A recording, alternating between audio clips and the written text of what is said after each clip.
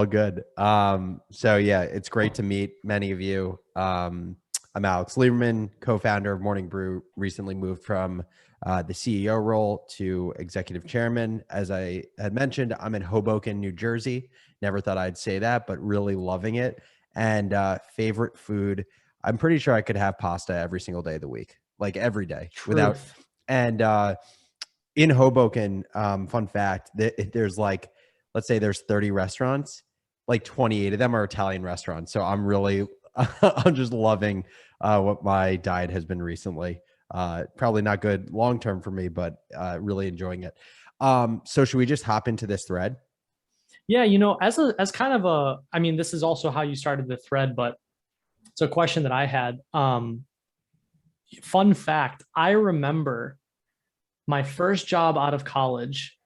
I was working at an ad agency, and I remember coming across Morning Brews, one of your earliest landing pages, getting people to sign up for the newsletter.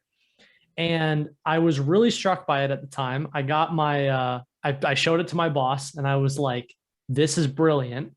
Like they're treating a newsletter like that's the whole business. Like before that, I'd always thought of a newsletter as it's an afterthought, right? It's like I do the thing and then, oh, I also have a newsletter. So as just a framing, here in this first suite, you say every company in the world is an audience company. And I agree with that. And I'd love to just hear how that idea and perspective even came and what made you think about it that way so early on, because I think that was 2013, 2014, something like Yeah, that it when I was came across it. 2015. We started the brew. So it was when I was a first semester senior at Michigan. So like December of 2015. Yeah, so how, I mean, no, I remember what that was like and nobody was really thinking about it that way. So what introduced you to that perspective of doesn't matter if you're a VC or a D2C, or Yep. doesn't matter what kind of business you're in the audience business. So my honest answer is that we were accidentally smart, then became more thoughtful. Like that's my honest answer. And what I mean by that is, when we started Morning Brew, the reason we started with a newsletter is because like when you start going down the list of options, um, there wasn't anything that was nearly as attractive to us because we asked ourselves when, my co-founder and I were in college, basically there were two things we were thinking about. What is going to be cheap because we don't have like a bunch of money to spend on this at the time hobby that wasn't making any money, and what is a way to deliver content that respects how our audience already consumes content. That was like the biggest thing. And Mm, so you go down the list, right? We said social media.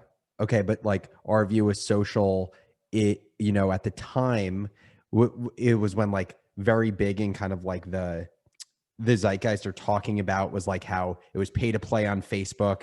Your content's actually not going to get in front of a lot of your audience. And we were like, well, that kind of sucks. Like you're creating content and you don't even get it in front of the people that follow you.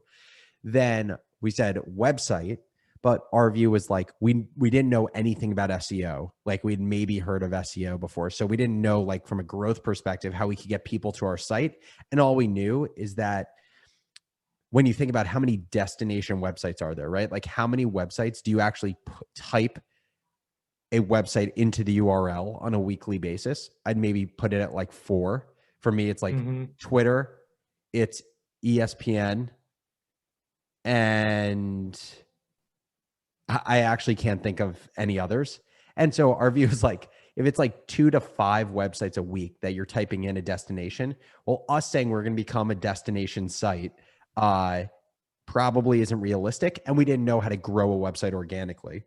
Mm. An app was, I would say, like the most like in vogue at the time. Everyone was It's building an very trendy. Everyone wanted to have an app. everyone was building an app. But I would say more like the proliferation of apps happened in 2013, 2014. And when we were thinking about what we wanted to make in 2015, we were just like, there's a shit ton of apps, but how many apps have we added to our phones in the last 6 months? And the answer was very few. Like we had a lot of apps sitting on our phone, but in the months prior to us creating Morning Brew, we hadn't actually like gone to the app store and added a lot of new apps. And so at plus what also took it away was in-app minimum was going to cost, I don't know, $10,000-$15,000 to build, because at the time, like, no code wasn't a thing. Yeah, didn't exist. And so then we landed on email, and we landed on email because we're like, well, we're college students. We all use our college emails every day. And what we liked about it is that it, someone opts into what you're sending them. And once they opt in, they are reminded every single time you send them something. And to us, that was something powerful that you didn't get with social, you didn't get with a website, you got with an app, but that wasn't realistic for us. And so, like, that's why we started with a newsletter. Our perception on, call it like, media and audience building evolved over time. And I think, honestly, my view of what was so powerful about media, I think, fundamentally changed when I read the Ben Thompson piece on how the news industry was basically rocked by technology. And I can't remember. It's a great piece. I can't remember the name of the piece, but basically, all that it basically talked about was what technology did is if you think about the value chain of content, what it used to be is you had, like, writers and editors. Then you had the printing press to actually take what the writers and editors were creating, put it through the press, create copies, do that tens of thousands of times. Then you have delivery routes where your paper boys and paper girls would go deliver the papers. Then you had the end consumer consuming. And the point of leverage in that value chain was the person who had ownership over the delivery route and the person who had ownership over the actual printing press, because it was really expensive. And so there were economies of scale once you got enough customers to be able to support the huge costs of printing on the printing press.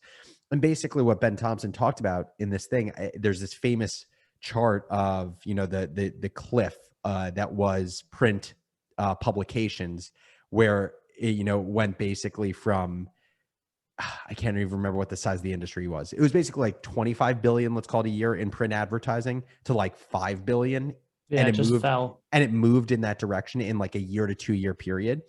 And basically, what Ben Thompson talks about is what technology basically did is it completely turned this value chain on its head, where all of a sudden no longer was the point of leverage content creation and content distribution. Like, that wasn't the point of leverage. It was actually like the end relationship with the audience. Like, that is what mattered most. And the reason that mattered most is because the internet created new pipes, and the new pipes cost $0 to create and distribute your content, right? No longer did a newspaper or a big media institution have all of the leverage because they owned the printing press and they owned the delivery channels. Now, as an individual, as Cole, as Dickie Bush, as Alex Lieberman, I could go on Twitter. I could have hundreds of millions of people plugged into these pipes. And if I created great content that people saw, engaged with, and shared, I had just as much leverage as a media institution. I quite literally could build as big of an audience as the New York Times, right? Like, there are literally individuals now on YouTube, on Twitter, on different social platforms who have bigger audiences than century-old media institutions. And so I think it was that article by Ben Thompson where I was like, wow, it's so true. Like, there is no advantage that a media institution has now, because the power of distribution or the leverage of distribution has been taken away from institutions, because it is free to put out your content, and mechanics of social media have allowed you to get your content in front of everyone, just like New York Times putting out a tweet. Mm-hmm. Yeah, this is really interesting, because obviously there's different scale, right? Morning Brew grew, I mean, as far as I know, is probably one of the largest, now probably top 5, just singular email newsletters. Yeah. And now you're using a lot of the same growth strategies for yourself, and you've grown very quickly, and your Twitter audience in the past year has just gone exponential. And so one of the things that I always find really fascinating, and we preach this all the time to new writers, is once you learn the fundamentals, once you learn how to think about the game, you can replicate it over and over and over again. And obviously Morning Brew achieved a different level of scale because you ended up having more resources, you ended up having more people, right? It's just you versus a team of people. But I think it's really interesting how you're using a lot of the same things and they work over and over again. So I'd love to just going through this kind of 101 thread. Yeah.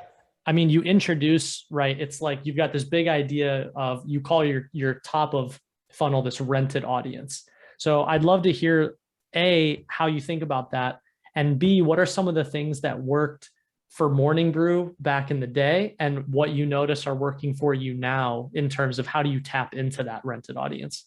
Yeah, absolutely. So when I say rented audience, and sorry, when I talk about any of these tiers, they are not good or bad. There are just certain attributes associated with what part of this pyramid you decide to build an audience on. So for example, Morning Brew started with an owned audience. I would argue Ship 30 for 30 started with monetized audience. I would argue that, Sahil Bloom, who, maybe some of you know, who's built an audience on Twitter, he started with rented audience. It's not a right or a wrong. It's about thinking about trade-offs. So rented audience, what I mean by that is rented audience, you don't own the end relationship with your consumer. There is some gatekeeper that sits in between you and your follower.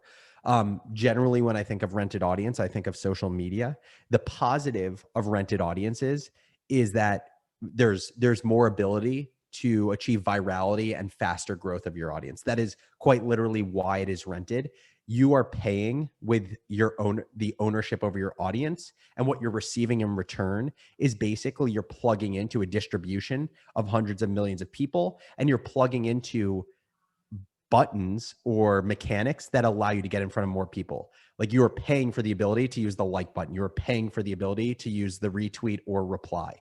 And so when I think of a rented audience is great for building a top of funnel audience. A rented audience is great for establishing a first relationship with a consumer. But the risk of a rented audience is you don't own the rules of the road and you don't own the road.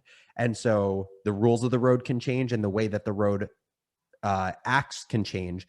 And so my belief has always been it's okay to start with a rented audience, but you should not solely build a rented audience for an extended period of time. So this is even something I think about for myself in building my Twitter audience. How can I, as soon as humanly possible, move as much of my Twitter audience down the funnel to an owned audience or to a monetized audience? Okay, so just to draw a distinction here, right? Because I think about one of the big concepts we introduced in Ship 30 is, you're writing for a general audience or you're writing for a niche audience, right?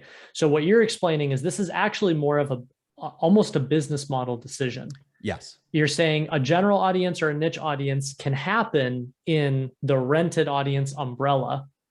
And the rented audience basically just means, hey, I'm using Twitter. I'm tapping into Twitter. I don't own Twitter. I don't own my followers. I don't own anything, but I have the most chance of virality and reach. Exactly. Yeah. I think, in building any media business, you have basically two strategies that are layered on top of each other. You have content strategy and you have growth strategy.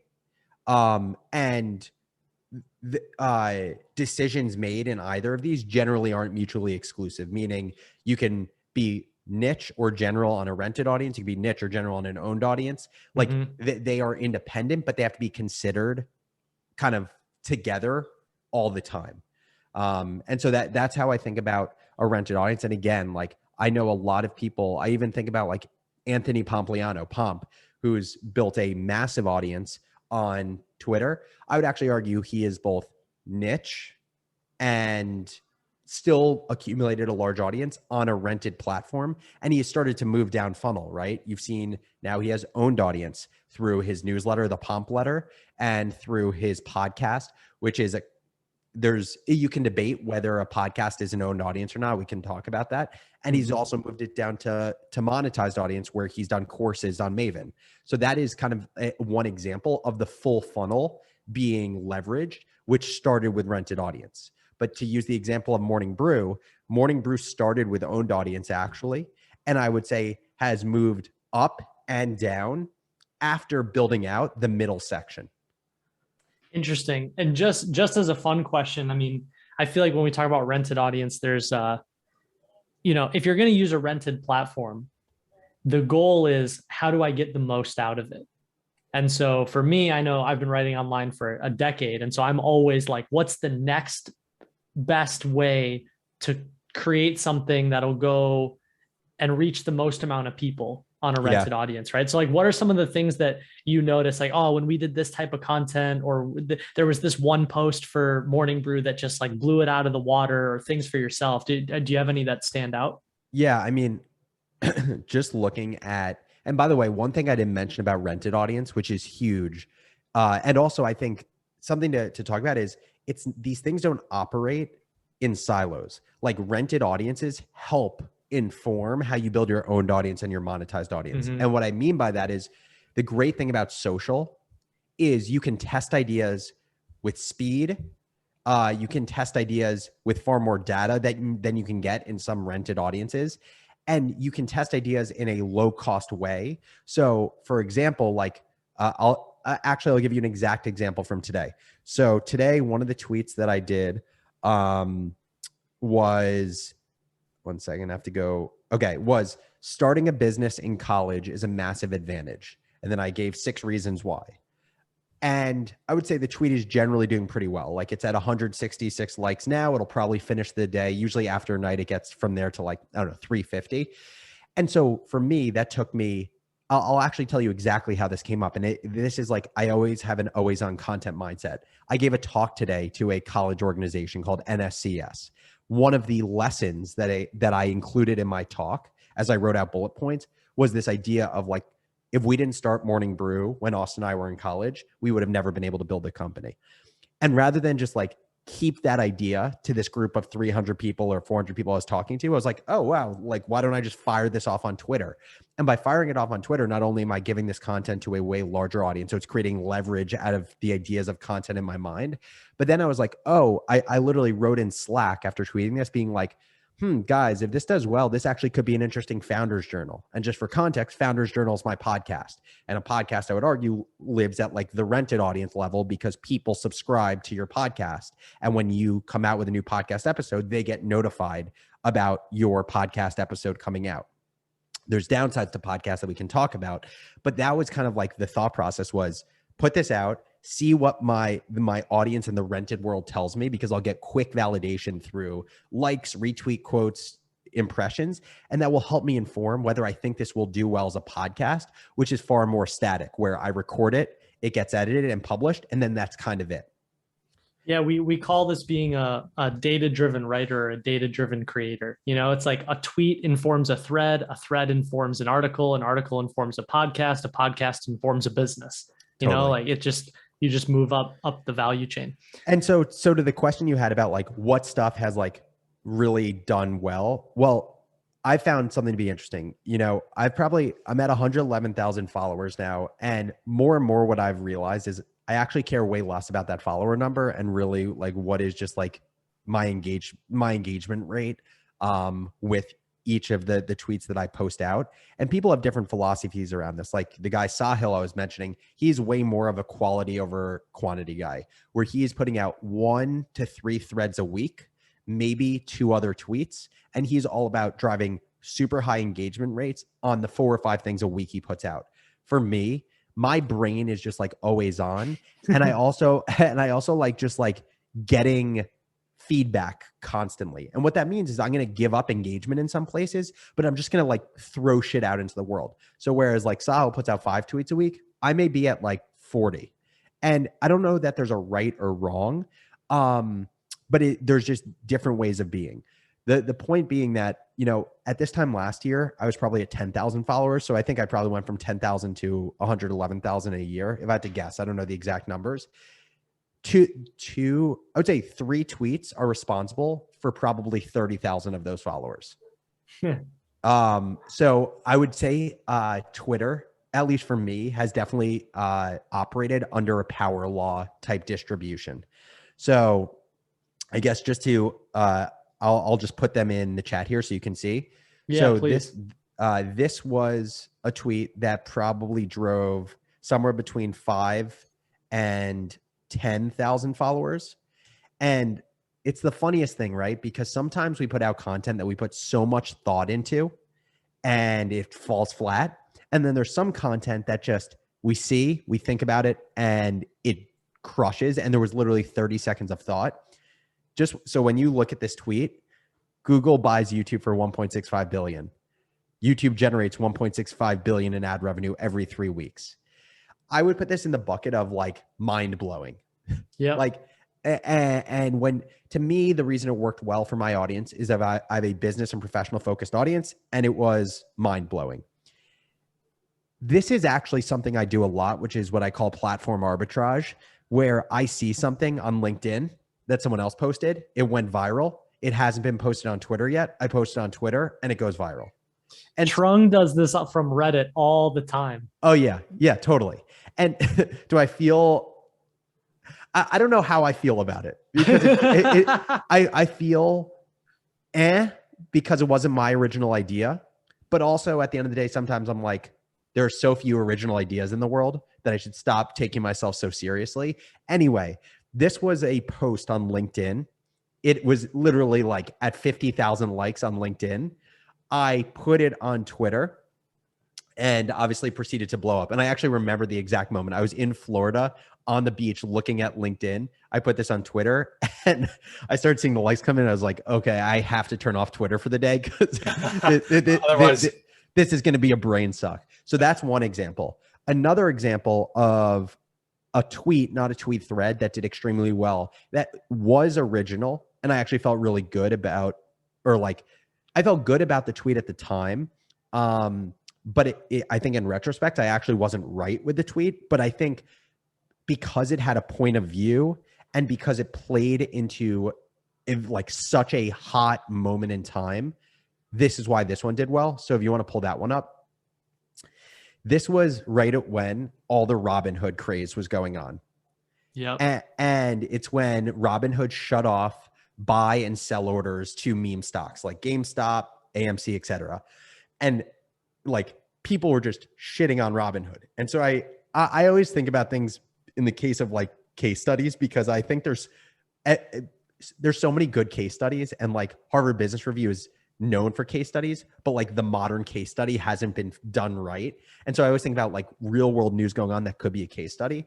And so I was like, this is a case study. Like Robinhood has crushed it over the last several years, and people like their customer, like the retail trader, the Robinhood trader, is turning on them right now. And that's what this tweet was informed by. The reason I'm wrong is because Robinhood has done as well, if not better, after this moment in time.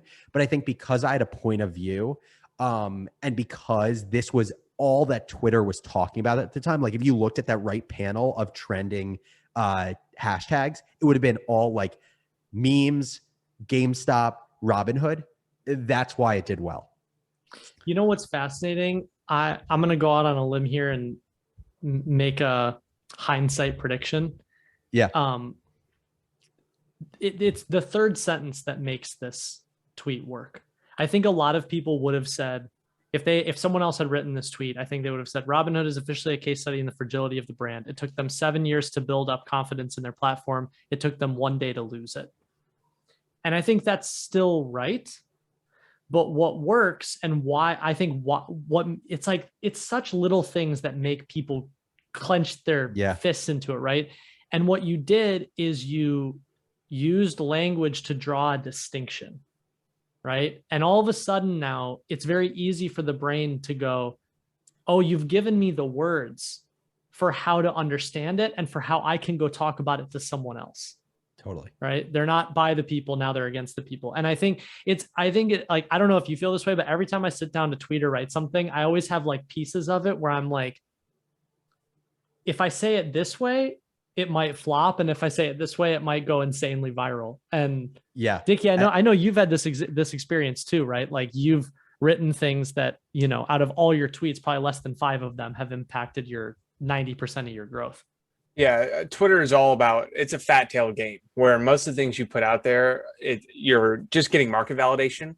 But it's ironic because I'm in a similar camp where 2 or 3 of my threads have led to kind of a third of my growth or more. Like I wrote one on just advanced Twitter tips that had 50,000 likes or something like that. But what's funny is 3 or 4 of those advanced tips I had just tweeted out as one-off things, Yeah. and they had huge, like, mind-blowing reactions, right? So kind of similar in, you can use your rented audience or just the immediate market feedback here to validate any idea. And I love the way you said it, of reasons you should start a business in college, right? Because it starts as a tweet. Now, the old way would be, I think this is a tremendous idea. I'm going to go write a huge long blog post on it, and then I'm going to publish it into the world and wait for everyone to say how smart I am. Yeah. Versus now you have the fact that people resonated with it or didn't, right? You can inform your next content decision. And I think that's just the way the world is going now. Social media, or I specifically think about it around Twitter, it just tightens your feedback loops. It like, to me, what I think about in life is, how do I tighten my feedback loops in life? This is how I tighten my feedback loops from a content perspective. So even something like this. So those were 2 tweets that did very well. There have been 2 threads, again, that have generated, let's call it somewhere between 10 and 15,000 followers that were related to businesses. So here and here. And not only did I learn a lot from these, I learned what drives followers, and a ratio that I look at, that Dickie knows that I look at, which is like the profile visit to impression ratio. I'm always thinking about, like, what are tweets or Twitter threads that generate an inordinate amount of profile visits for the impressions it gets. Anything above 1%, I have found is very good. And so the first thread that I put in the messages was about AWS. Or you can go to that one. That's fine. So this one's about Pinduoduo. And basically, I did a thread on Pinduoduo, and all I did is I literally went online to, I looked up largest companies in the world by market cap. And I had this idea to do a series of stories of the 50 largest companies in the world. And the way that I thought about this is, one, by calling something a series, I think I'm going to get people to follow me just because they want to keep getting content in this series. And if I decide I'm not going to continue the series at any point in time, no one is going to remember.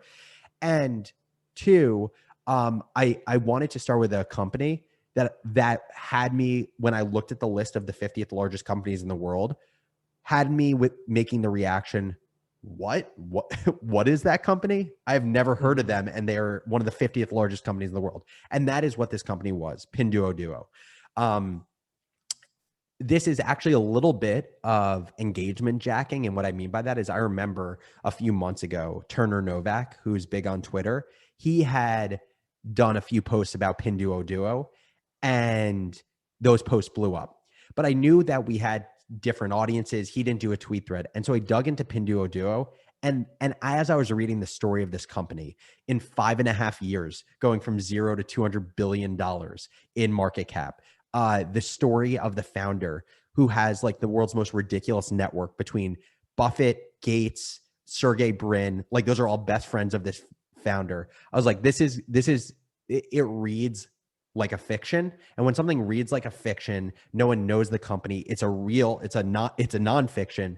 I was like, this is going to do well. It's really interesting because 5,000 likes is not like the most liked thread I had, but in terms of follows, it was the most followed thread I've ever had. And I think part of it was because it was a serialized thing from the first tweet. Yeah. What's interesting is there's a rule here that I think is really important, which is, I agree with this idea of if I make it part of a series, then I'm trying to see where you put your CTA.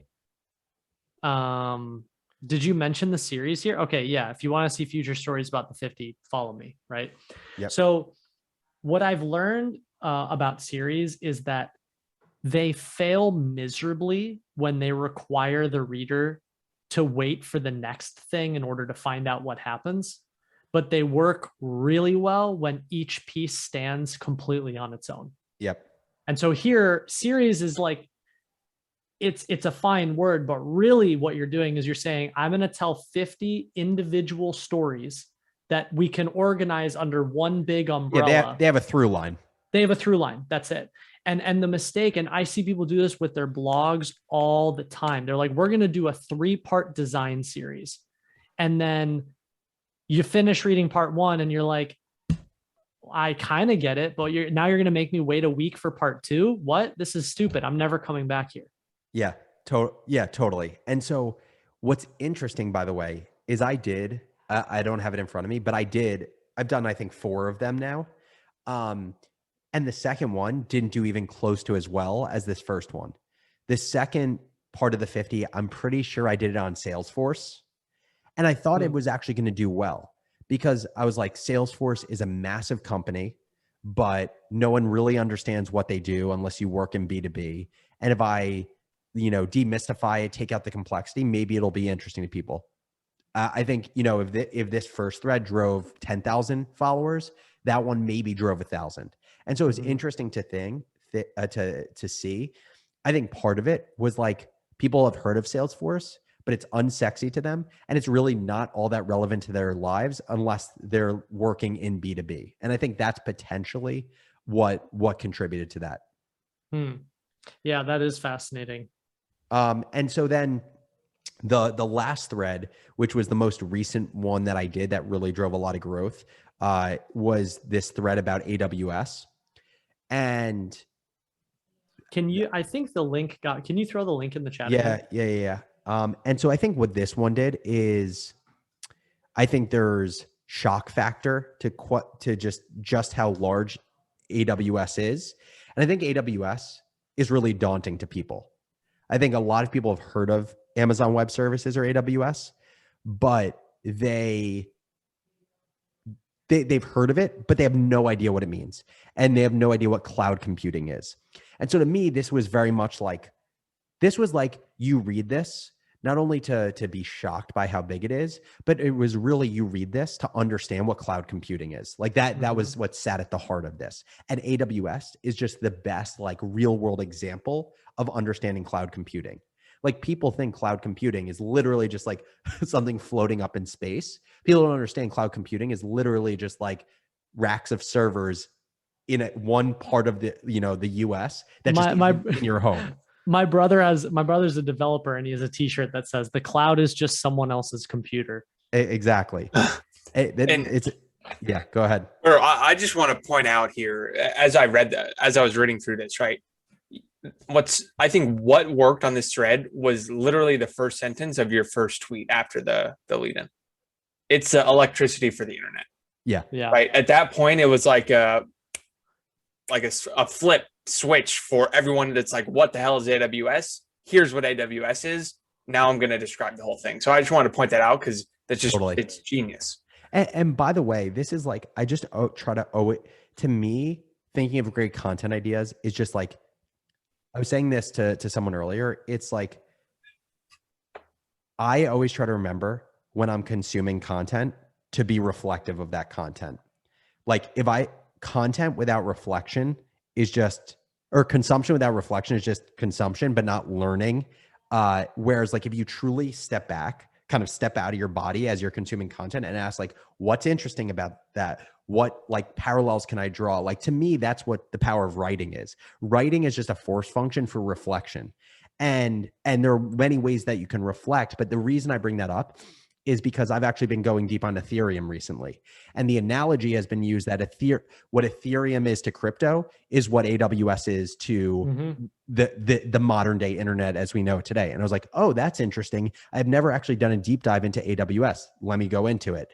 And to me, not only did that give me content for AWS, but it also now has me going down the rabbit hole of Ethereum to do an Ethereum thread at some point. And sorry, go ahead. Well, I think it's, Dickie, to your point, it's such a great call out. I mean, imagine if you started this tweet with AWS is the largest provider of on-demand cloud computing services in the world. People would be like, I don't know 70% of the words you just said. Yeah. Right. But starting with it's electricity for the internet, then when you read all these words, you're like, oh, of course. Yeah. This makes total sense. Yeah, I totally get it. Totally. Right. And also, by the way, I always just think with my threads, how do I take it a step further? Like it is no secret anymore that threads drive a ton of growth on Twitter, which means a lot of people are doing it. And so I always think to myself, like, how can I try something different? How can I like make small things that people haven't done before? So, I mean, even things as small as like this part of the tweet thread where I was just like, let's hop in our tweet thread time machine. Um, I remember this, and it's the Alice in Wonderland going down the rabbit hole. yeah, Yeah, exactly. see, that it's stuck in my head. I already knew what you were talking about. And there's other, I can't remember what the other thread I did, but I did another thread where it was a really long thread. And as I was, again, like stepping out of the content, creating it, and I was like reflecting on this, I was like, damn, this is a really long thread. People need a break here. I quite literally I was like, oh, I should make it like a Broadway show intermission. Like, let's put an intermission here so people can like chill for a sec, reflect on what they just read, and keep reading. And I was like, maybe that will hurt at the end of the day, my engagement on the later posts. But I think people will respect that I realize that they were spending a lot of time there and I gave them a break. Well, what else is fascinating too? I mean, again, like how can you use data? How can you be a data-driven creator? The thing that I find most interesting is all these tweets that follow hover around, 30, 40, 50 retweets and somewhere between 400 to 600 likes. And still not by a wide margin, people were like, hey, I love the intermission too. Yeah. Right. So it is really interesting to just break things apart and go, oh, you know what? This seemed to work. Why don't I use this in more threads? Why don't I use this mechanism? Totally. And what I'll even say is like, I'm very interested. You guys can stay tuned and follow the journey. I'm interested to see how a thread that I'm going to probably do Saturday morning is going to do. So now a lot of times, by the way, so I've talking about like owned audience. I have a podcast, Founders Journal. That is podcast. I say is a quasi owned audience because podcasting is open source. So you don't have a gatekeeper like Facebook owning all of the rails because podcasting happens on RSS. You have Apple, Spotify, all these companies using the same technology. So no one owns podcasting. Yes, there are kind of like two companies that are responsible for the vast majority of listens. But the reason it's also not as good of an owned audience as let's call it email is with email, you have email addresses and you can take your email address with you wherever you go. With podcasting, while people subscribe to your podcast, you never get that information about people. Like it is still behind a walled garden of the information that Apple has about their listeners or Spotify has about their listeners. So I'd argue podcasting is not as powerful of an owned audience as email. But the reason I bring this up is because now a lot of times I've found one of the best ways to drive growth in the early days for small podcasts is through my tweet threads. Like one of my most listened to podcast episodes to date is the AWS one. And I don't think it's because it was the best episode or the best for my audience, but because that tweet thread drove 3,000 downloads for that podcast episode. And so now I actually kind of reverse engineer my thinking a little bit to be like, okay, what is a Founders Journal episode that I think still makes a lot of sense for the audience, but I also think if I pull off the tweet thread the right way, it's going to just catch on fire on Twitter and drive a lot of growth for my podcast. And so the example for Friday's episode is I said to myself recently, I was, I didn't even think to myself. I did a tweet 2 days ago. And my tweet 2 days ago was, I'm thinking about doing a thread. This is how I test ideas a lot. Here, wait, I want to go to the exact thing. Here we go. I said, I want to write a thread on the business of the Olympics. Who makes money, who pays money, how athletes fare, how cities fare. And I just wanted to see, that's all I said. And I wanted to see like what sort of engagement was there.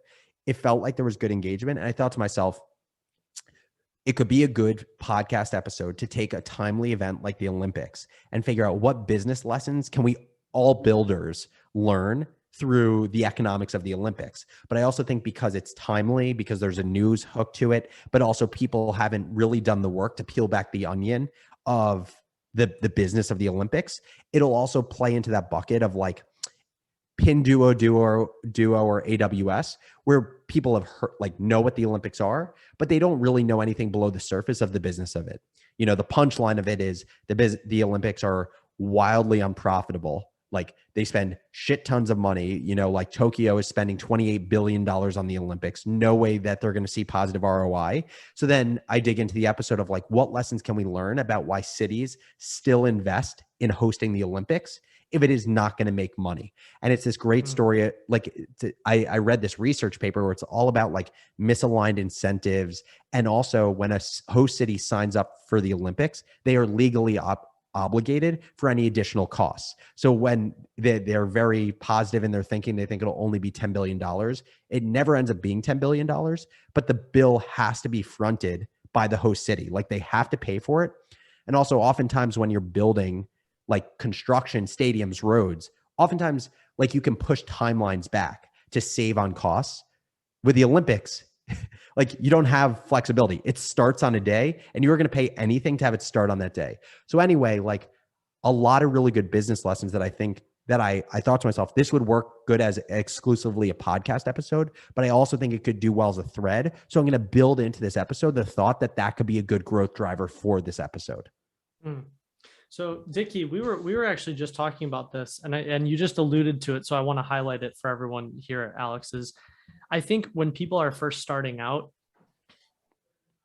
rented audience, owned audience, and ultimately monetized audience is thought about in a very general sense. Yep. I write on Twitter, and then I capture their email, and then I monetize in some way. I sell them a product, right? And what you just said about, okay, my most popular podcast episode was I linked the podcast episode to the thread. Yep. Right.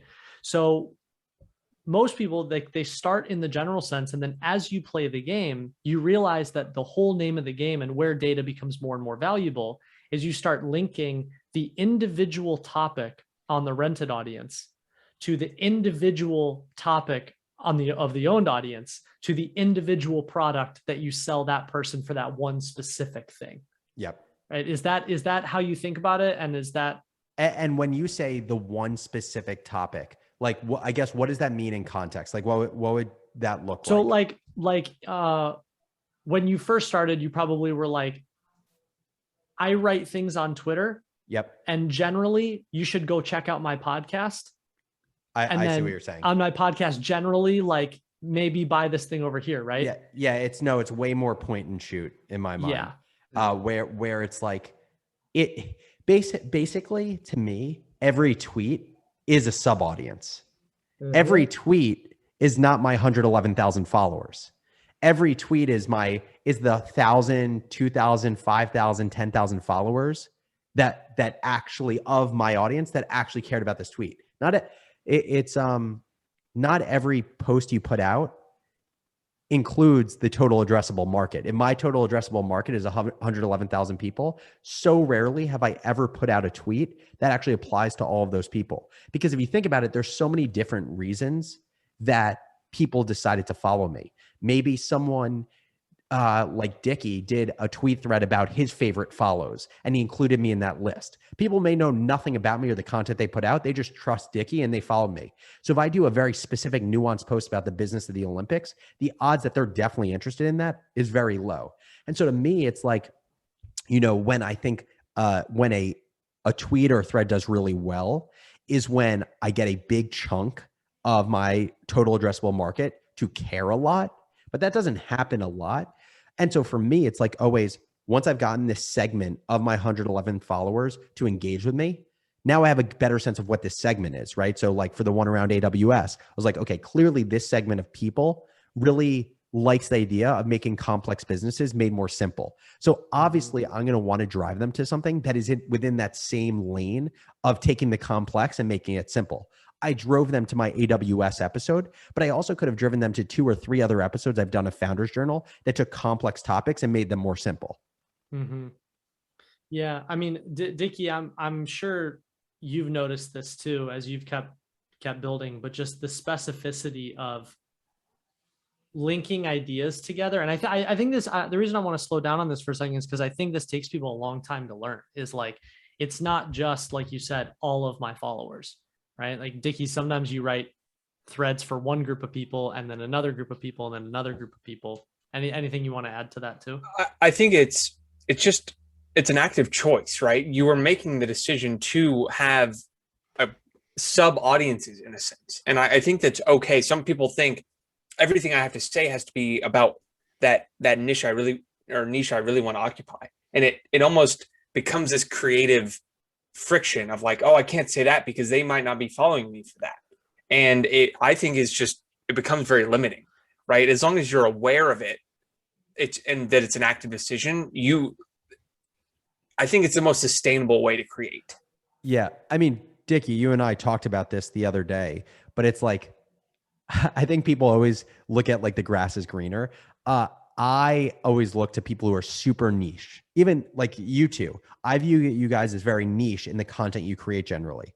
And I'm like, damn, like the percentage of their followers that really care about the tweet they're going to put out on average is going to be super high because they are always writing, generally, most of the time, like about online writing, about Twitter strategies, about like being a data-driven writer. And so the people who have followed them, the likelihood if they've created content about that niche in the past, and that's how they've got an audience, likely moving forward, it's an audience that overlaps in a big way. For me, I'm kind of on the other end of the spectrum where I'm not uber general, but I'm pretty general. I talk about stories of businesses, stories of entrepreneurship running Morning Brew, like mental health, anxiety, like it's a lot of stuff. And what I know, so to Dickie's point, what I like about that is that most of my life experiences, I can find a way to turn it into content. What I don't like about that, or the downside, is that my engagement rate is just by definition going to be lower than your guys's. And again, it's not a good or a bad, but it's just a consideration that I think about.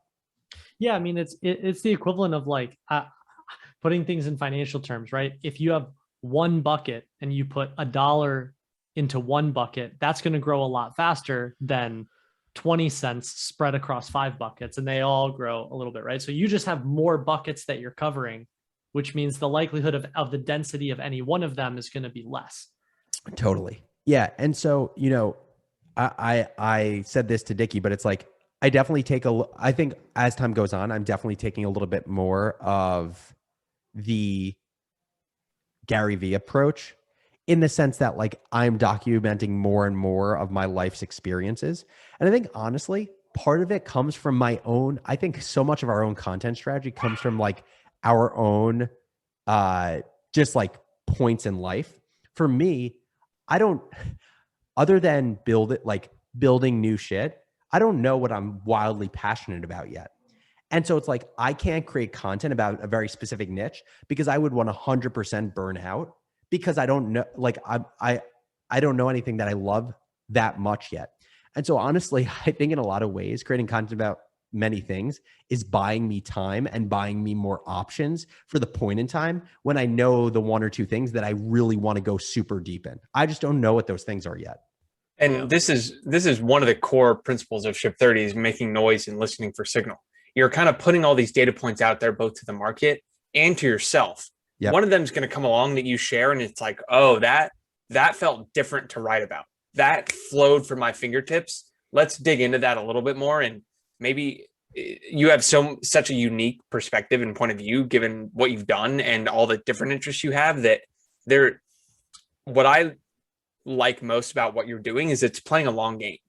You're not in a rush, right? You can take the time to put all these ideas out there, kind of plant these seeds, see which one of them start to say, I'm going to share a little bit more about that. Maybe it's the mental health side, right? You put more and more out there, and that gets more and more niche, and that is just what you're passionate about. So I think it's worth thinking about. Of the long game sometimes can feel like delaying that niche down kind of strategy.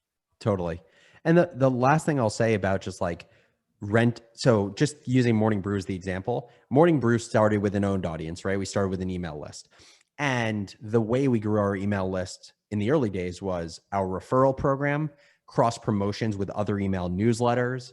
We started doing more paid marketing as the business scaled, as we raised a little bit of money. Like it was all contained within the owned audience bucket. And then at a point in time, we were like, we're going to have to find ways to grow beyond paid marketing. And that's when we were like, okay, let's now move upward into rented audience. Because now that we know we own an audience, we're going to always have this kind of hub. Like our daily newsletter is the hub. It's the 3 million people that then kind of distributes out to the spokes. That's our other products. Once we were confident in that hub, we were like, okay, social media is going to be a spoke. Our website's going to be a spoke. While they're not owned audiences, it's going to build a top of funnel that we can drive people to our newsletter, so we can drive down our acquisition costs because we can get more free people through creating content on more, let's call it open and viral places of the internet. So that we could drive down the acquisition costs because we're spending a lot of money paying for subscribers right now through Facebook ads, Instagram ads, and Twitter ads. And also as the business grew, by the way, advertisers wanted social media, like social followings and content, to be part of packages that they could sponsor. They didn't just want to advertise in an email newsletter only environment. And so that's why we decided to move up. The reason we decided to move down is because the pandemic happened. Because we saw when the world shut, what happened to advertising businesses. You know, in about 48 hours, my confidence in the business went from about an A+ to like a C-. You know, in about 72 hours of our first advertiser backing out, 15 other advertisers backed out. We literally I thought our revenue for the year last year was going to be down by 70%. Ultimately, that didn't end up being the case. You know, let's call it March 15th is when the pandemic really started kicking into high gear. Beginning of April is when like the oh shit moments of the business happened. I would say like May is when things started to normalize more with our advertising business. But between April and May, like the world felt like it was collapsing in media. And so that was a period of time where we were like, we can't rely on just advertising in the long term. Like we have now seen a data point that people always told us about in media, but we saw it firsthand. When businesses are concerned about the economy, they will cut advertising immediately and first. And so that's why we went down funnel to monetized audience, because the way we protect ourselves is take our loyal audience and ask them for their money, not just ask brands for their money in order to get in front of our audience. I have a final question. We're running up on time here, but I think this is the golden question, which is when's the right time to monetize? Sooner than you think. Interesting. How come? I think we should have monetized Morning Brew earlier. I think we were so worried about pissing off our audience. We were so worried about like making the experience worse. And look, those should all be considerations, but I don't necessarily think they were rational concerns until to me, I would have done it earlier and learned from our audience. And I think it's more about like, how do you monetize an audience in a way that respects the audience? So for us, for advertising, obviously, let's call it you're somewhat disrespecting the audience because you're quite literally making the experience of reading a little bit worse, a little bit longer because you're putting an ad in the newsletter. But we said to ourselves, like, how can we make advertising better? Well, what if we put it in our voice that the rest of the newsletter is written in? What if the brands that we're working with are brands that if I went for beers with a friend after work, I would genuinely tell them about? And so like those were the things we added to say like, oh, wow. In the same way that like I would tell a friend about a news story, if I would tell my friend about my new Allbirds and Allbirds is our advertiser, well, that's actually adding value because all of a sudden you're becoming a curator of products, just like you're becoming a curator of stories. So I think in a lot of ways, Austin and I were independent thinkers about launching Morning Brew because we were naive about media and the way to do things. I actually think we weren't independent thinkers about advertising and monetizing because a lot of people told us, oh, it's like advertising bad, makes reader experience bad. But like, I don't think that's necessarily true. I think it's the way in which you choose to do it. It's how cognizant you are of the experience. And by the way, I've seen people monetize their newsletters and their businesses far earlier and smaller than Morning Brew. Like I think we got our first advertiser at 75,000 subscribers. I've seen Substackers get advertisers at 10,000. So it is very possible. I think it's just how do you do it in a tasteful way where if you were your reader, how pissed would you be about what you just saw? It reminds me a lot of maybe I should write about this, the Instagram test. I don't know if anyone remembers this, but in No. 2013, somewhere around then, Instagram rolled out ads for the first time. And they you had to be on a very strict wait list to run an ad on Instagram. And they only allowed like 20 brands, 50 brands in the program. And every single ad that got submitted, they ran through a whole internal process and check being like, does this look like a real Instagram post? And they did that for like 2 years, and it completely changed the way everyone thought about advertising, So not just on Instagram, but in general, right? Like all of a sudden foodie pics all looked legendary and travel pics all looked legendary because Instagram wouldn't let you use the platform if your ad didn't look that way. So you should do something about that, because I had no idea, and that's like, it's a really cool like part of the history. It's really cool. Really cool. Dickie, what do you got? So we're right up on time, which, is good because we went down a lot of rabbit holes. Do you want to do one or two questions? Was there anything that kind of stood out in the chat before we hop off? Daniel, anything come to mind? Anyone that stood out? I didn't see too many questions. Like a couple of them weren't that relevant, so cool. Maybe we can take more if you guys. I was gonna say, if you guys also end up having any questions for me after the fact, like if you just want to kind of let the information marinate, you can also just DM me on Twitter. It's just Business Barista, or just email me. It's just alex@morningbrew.com. There we go. And Alex, where can we send people for the podcast? Just go to foundersjournal.morningbrew.com. There you go. Or All just right, go, folks. or just look up Founders Journal on Apple or Spotify or wherever you choose to listen to your audio. Cool. Well, thanks everyone for dialing in. Alex, thanks for taking the time. This was I got a lot to marinate here, because I think the way you think about rented, owned, monetized, and the linkage between them, I think is very an interesting thought that is like ticking in my head versus this. You just need emails and then you sell products, right? Mm-hmm. Like that's a completely different way of thinking. So Totally. a lot to think about here. And again, thanks everyone for joining. Replay will be in your email tomorrow morning. If you have any questions for Alex, he said his DMs are open. Make sure you check out Founders Journal, and we'll see everyone. The next webinar is going to be on Tuesday. It's going to be with Sean Puri. Be on the lookout for that one. That'll be a good time. And then after that, we have George Mack from Twitter as well. That'll be a good one. So looking forward to having all these, and we'll see you at the next one. Awesome. Have a good day, Thanks, folks. everyone. Have a good Thanks, night. Alex. Later. Yep. Bye.